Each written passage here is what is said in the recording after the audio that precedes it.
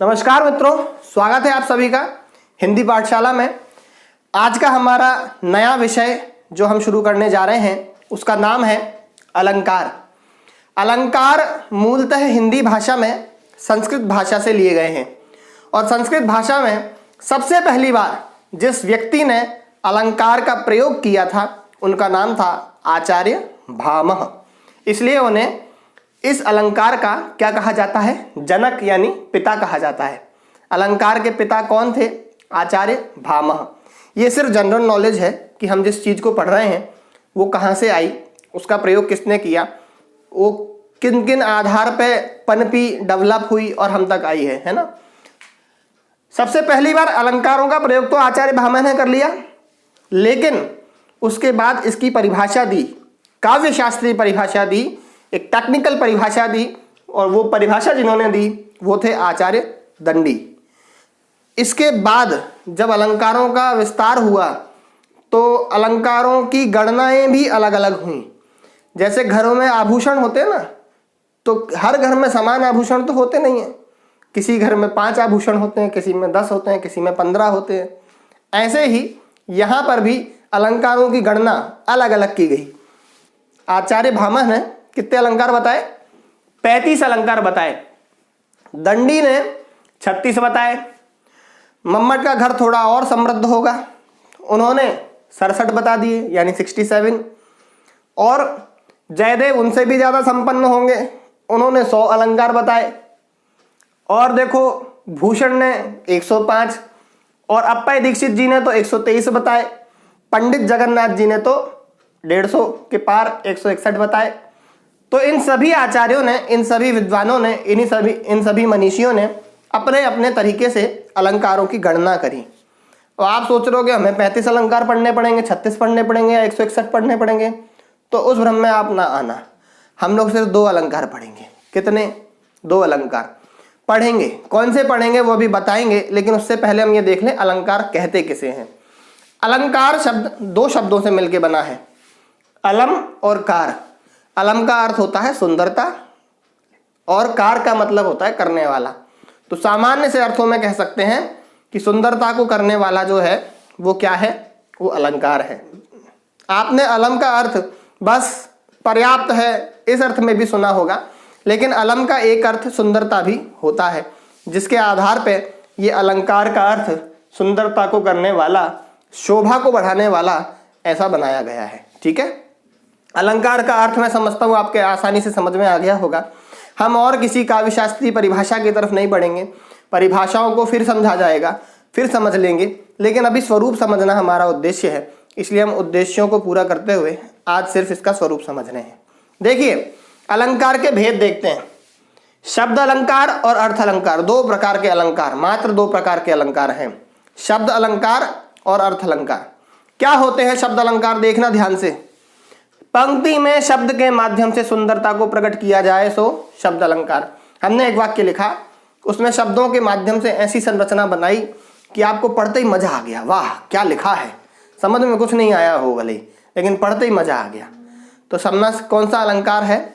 शब्द अलंकार। शब्दों के माध्यम से सुंदरता बढ़ा दी वाक्य की, है ना।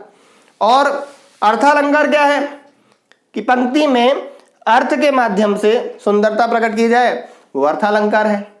यानी कि पंक्ति में शब्द तो जोरदार थे ही, अर्थ भी जोरदार है, और शब्द जोरदार ना भी हो तो अर्थ बहुत जोरदार है, इसे अर्थालंकार कहते हैं। ठीक है ना। कहने का आशय सिर्फ इतना सा है, जहाँ पे बाहरी ढांचा बहुत सुंदर हो वह क्या है? शब्दालंकार है, और जहाँ पे आंतरिक स्वरूप सुंदर हो वह क्या है? अर्थालंकार है। जरूरी नहीं है जिसका बाहरी ढांचा सुंदर हो वो अंदर से भी उतना ही अच्छा हो। बहुत अच्छे अच्छे शब्दों में बुरी बुरी बात भी कही जाती, क्योंकि है ना।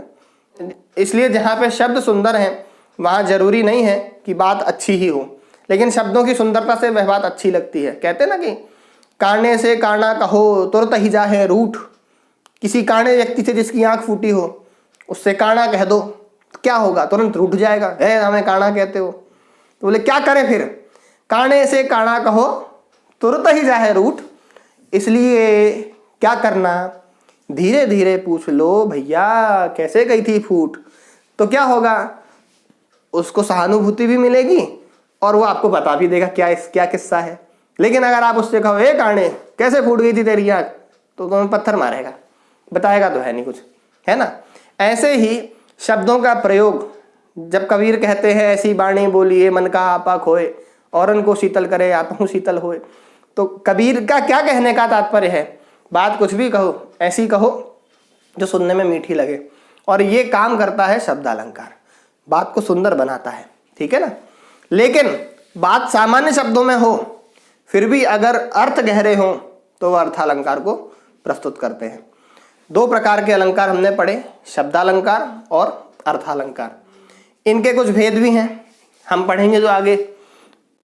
अनुप्रास, यमक और श्लेष, ऐसे ही उपमा, रूपक, उत्प्रेक्षा, अतिशयोक्ति और मानवीकरण, ये अर्थालंकार के भेद कहे जाते हैं। एक उदाहरण देख लीजिए अलंकार का, आपको बात और अच्छे से समझ में आ जाएगी। यहां पे एक वाक्य लिख रखा है मैंने, आगे सूखा पेड़ है।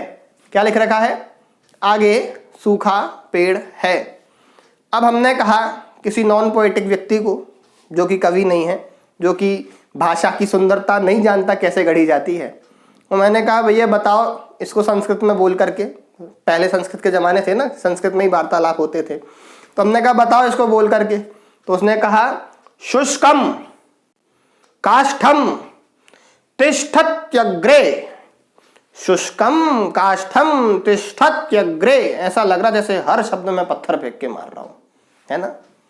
ये भाषा है। तो ये बोले मजा नहीं आया, जाओ रिजेक्टेड, है ना। दूसरे को बुलाया, भैया तुम पढ़ के दिखाओ, क्या क्या ट्रांसलेट करोगे। अनुवादक ढूंढ रहे थे हम, कौन सा अनुवादक अच्छा होगा। दूसरे ने कहा नीरस तरुवर विलसति पुरतः, सुनते ही ऐसा लग रहा है जैसे इंसान नाचना शुरू कर दे, नीरस तरुवर विलसति पुरतः, मजा आ गया सुन गई, सॉफ्टनेस है वाक्य में। तो शुष्कम काष्ठम तिष्ठत्यग्रे, ये कठोर वाक्य है, कठोर शब्दों का प्रयोग किया है। बात वही है कि आगे सूखा पेड़ है, लेकिन इसी बात को एक ने ऐसे कहा नीरस तरुवर विलसति पुरतः, सुनने में अच्छा लगता है, शोभनीक लगता है।